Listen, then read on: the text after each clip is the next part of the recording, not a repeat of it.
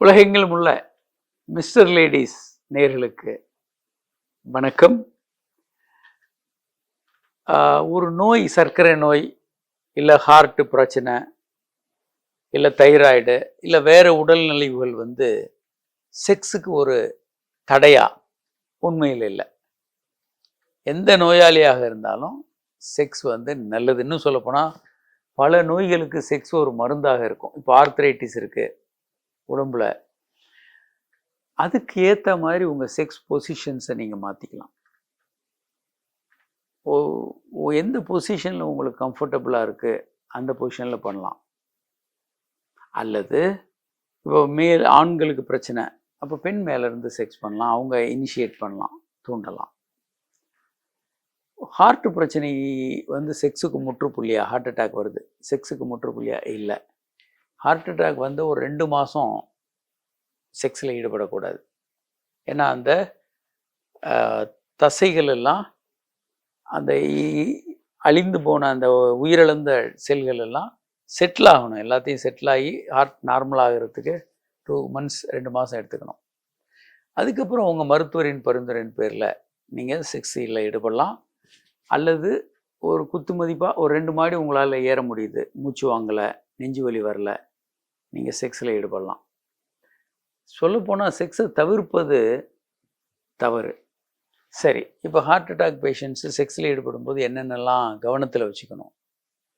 ஒன்று நாக்கடியில் வைக்கிற சார்பிட்ரேட் மாத்திரையை தலானிக்கடியில் வச்சுக்கோங்க.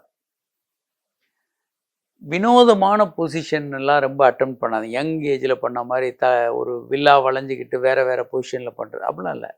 சிம்பிளாக நீங்கள் கூட கீழே படுத்துக்கலாம், ஆக்டிவாக மனைவியை கூட செக்ஸ் பண்ணலாம்.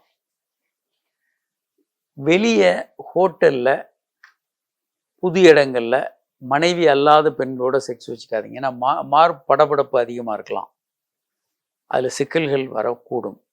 வீட்டில் மனைவியோட கம்ஃபர்டபுளான பொசிஷனில் படுத்துக்கோங்க. செக்ஸ் பண்ணிகிட்டு இருக்கீங்க, மூச்சு வாங்குது இல்லை நெஞ்சு வலி வர மாதிரி இருந்தால் செக்ஸை நிறுத்திட்டு அந்த சார்பிட்ரேட் மாத்திரை எடுத்து நாக்கடியில் வச்சுக்கோங்க, செக்ஸை நிறுத்திடுங்க. உங்களுக்கு அதுக்கு மேலே ஏதாவது தொந்தரவுகள் இருந்தால் நீங்கள் யாரையும் உதவி கலைக்கலாம். இந்த மாதிரி ஹார்ட் அட்டாக் உங்களுக்கு செக்ஸுனால ஹார்ட் அட்டாக் திரும்ப ஆபத்து வந்திருக்கான்னா பெரும்பாலும் அப்படி ரெக்கார்ட் ஆகிறது இல்லை. கிட்டத்தட்ட கேசஸே அப்படி ரொம்ப ரெக்கார்ட் ஆகலை. ஒரு காரணம் அதில் என்னென்னா, மனைவி கூட செக்ஸ் பண்ணும்போது அப்படி ஹார்ட்டில் ப்ராப்ளம் வரும்போது அவங்க எளிமையாக அதை மறைக்க முடியும். செக்ஸ் பண்ணோம் அதனால நெஞ்சு வலி வந்துன்னு சொல்லாமல் மறைக்கலாம். ஆனால் பெரும்பாலான கேஸில் வர்றதில்லை, வந்தாலும் சில நேரங்களில் மறைக்கலாம். அதனால் கேஸ் ரெக்கார்ட் ஆகிறது ரொம்ப கம்மி. வெளியே வேற ஒரு ஹோட்டலில் ஒரு பெண்ணோட இப்படி நடக்கும்போது மறைக்க முடியாது. ஏன்னா அவருக்கு ஆண் இறந்து போகிறார் இல்லை பெண் இறந்து போனால் அது ரெக்கார்டு போலீஸ் கேஸுக்கு வந்துடும். ஸோ வெளியே ஹோட்டலில் வேற ஒரு பெண்ணோட உறவு வைத்து கொள்ளும்போது ஹார்ட் அட்டாக் ஒருத்தர் டக்குன்னு இறந்து போனார்னா அந்த பெண் எப்படியும் உண்மையை சொல்லித்தாங்கணும். அது பரிசோதனைக்கெல்லாம் உள்படும். வீட்டில் இது மனைவி இதை எளிமையாக மறைக்கலாம். பொதுவாக நடக்கிறது இல்லை, ஆனால் அது நடக்கும்போது எளிமையாக அதை கவர் பண்ண முடியும் அவங்களால. பொதுவாக நோய்கள் உங்கள் செக்ஸ் வாழ்க்கையை கட்டுப்படுத்த அனுமதிக்காதீங்க. இன்றைக்கு இருக்கக்கூடிய மருத்துவ உலகில் எல்லா விஷயங்களையும் சரி பண்ண முடியும்.